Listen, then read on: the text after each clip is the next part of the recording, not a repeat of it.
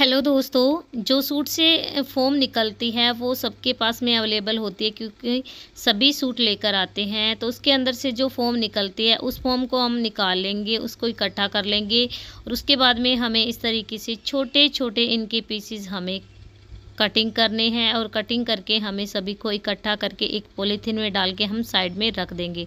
तो जितने भी हमारे पास में अवेलेबल है ये फ़ोम, तो उस सभी के हमें छोटे-छोटे ऐसे पीसेस तैयार करके कटिंग करके छोटे-छोटे और सबको हम अलग पॉलीथीन में डाल के अलग रख देंगे। उसके बाद में हमें क्या करना है दोस्तों कि जिस तरीके से हम सिलाई करते हैं घर पे और कपड़ा बच जाता है, किसी में से कम किसी में से ज़्यादा, इस तरीके से काफ़ी कपड़ा बच जाता है।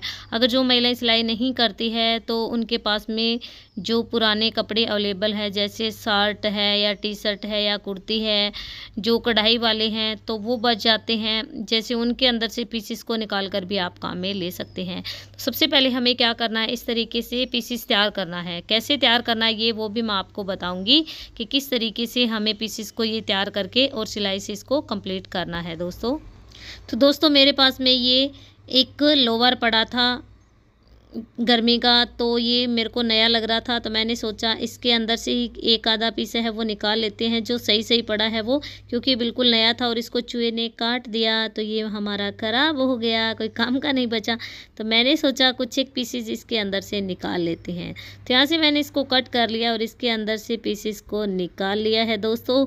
ऐसा पीस हमें तैयार करने के बाद में हमें 3 और यहाँ पे इस तरीके से सिलाई से इसको कवर करेंगे। एक साइड से हमें इसको रखना है खुला, तो एक्स्ट्रा यहाँ से थोड़ा बहुत और दिख रहा है वो भी पट्टी है, इसके अंदर से कतरन हम निकाल लेते हैं। तो यहाँ पे हम इसको सिलना शुरू करते हैं दोस्तों। तो 3 और हमें अच्छे से इसके ऊपर स्टिचिंग करनी है और एक साइड से हमें खुला रखना है। खुला हमें क्यों रखना है और वो भी हम आपको बताएंगे। तो इस तरीके से हम इसको सिलना शुरू कर लेते हैं दोस्तों। तो यहाँ से मैंने देखो इस तरीके से ध्यान से हमें इसको सिलना है। तो अच्छे से मैंने इसके ऊपर यहाँ पे हमें 3 और सिलाई लगा लेना है और एक साइड से हमें खुला रखना है। उसके अंदर हमें जो हमने छोटी छोटी बारीक बारीक जो सूट से निकलने वाली फ़ोम थी वो हमने कटिंग की थी, उसको हमें यहाँ पे काम में लेना है। इसको करेंगे सीधा और सीधा करने के बाद में हम इसके अंदर डालेंगे जो हमने छोटे छोटे फ़ोम के पीसेस कट किए थे, तो इसके अंदर फिल कर देंगे दोस्तों और फिल करने के बाद में हम इसकी सिलाई है वो भी कर देंगे। तो इस तरीके से हम छोटे छोटे पीसेस को करते जाएंगे और करते करते हमें सबको कटिंग करके और इसके अंदर हमें इनको फिल करना है। तो ये मैंने यहाँ पे जो मैंने पीसी सिलाई करके तैयार किया था उसके अंदर हमें जो ये छोटी छोटी फ़ोम हमने कटिंग की थी इसके अंदर डाल लेते हैं।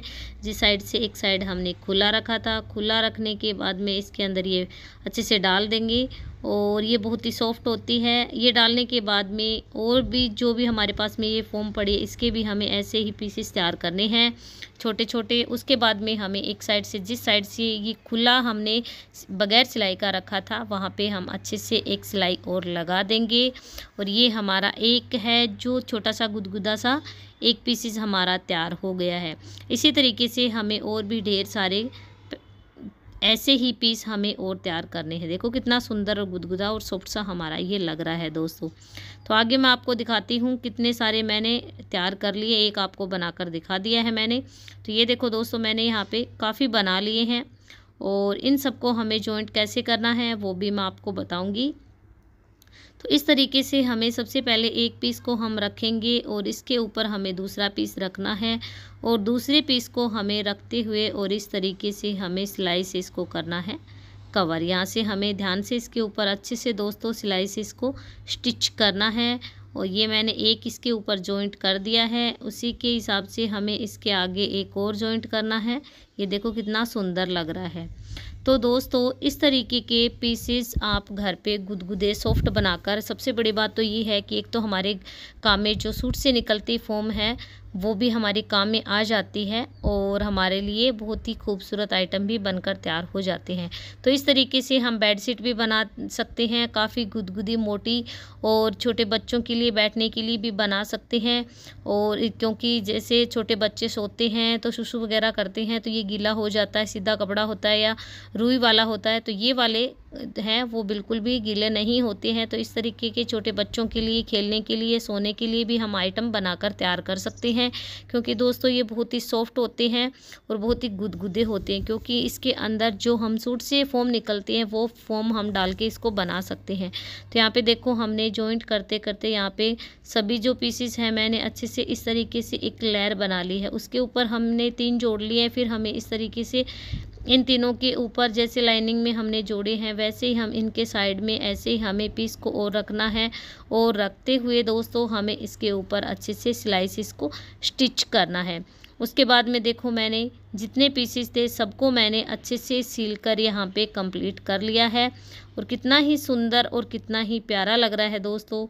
अगर आप इसे डोरमैट बोलते हो या आसन, कारपेट, जो भी छोटे बच्चों के लिए इस तरीके का आइटम आप घर पे बनाकर तैयार कर सकते हो। तो सबसे बड़ी बात तो ये है कि वेस्ट कतरन पड़ी थी वो भी काम में आ गई, तो वेस्ट जो सूट से निकलने वाली फोम थी वो भी हमारे काम में आ गई, और हमारे लिए एक बहुत ही शानदार सा एक बैठने के लिए, ओढ़ने के लिए भी एक अच्छा सा सोफ़ा या फिर रज़ाई कवर भी हमारा बनकर तैयार हो गया है। तो दोस्तों आज की ये नई ट्रिक और नई वीडियो आपको कैसी लगी? अगर वीडियो पसंद आई है तो वीडियो को लाइक और अपने दोस्तों में शेयर ज़रूर करना दोस्तों, और आप वीडियो कहाँ से देख रहे हैं वो भी हमें ज़रूर बताना। फिर मिलते हैं हम इसी तरीके से नई वीडियो के साथ।